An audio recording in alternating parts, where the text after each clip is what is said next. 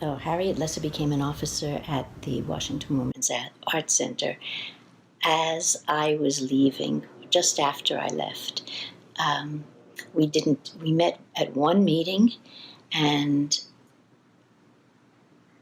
didn't learn till much later that our academic careers, our painting careers, our teaching careers ran parallel. We're very different artists.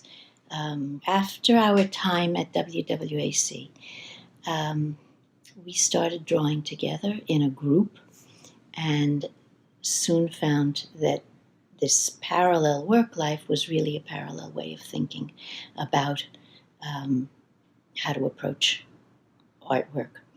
And I quickly moved to New York soon after, and we continued our art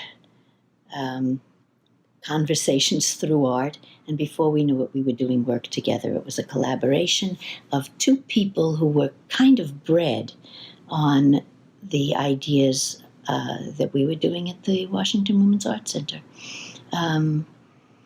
It was a sharing of work technique. At the WWAC, somebody came and talked about how women don't have to hold their techniques secret. We can share the techniques. Nobody's going to do work the way you do it, but we can share the techniques. That's one of the things we carried.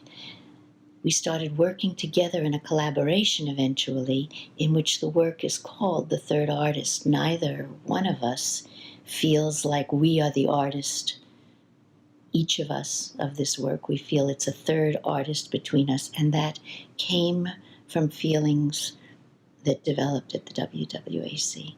We now have this third artist as an ongoing project for more than 20 years. We do a couple of projects every year, along with our very individual, very different individual work. This is the two of us together. We cannot separate the parts of this work into one of us or the other of us, and this kind of work only happens when the two of us together. And it's not this, it doesn't look like this. It's not a body of work like this. It's a growing project, it's a growing artist by itself.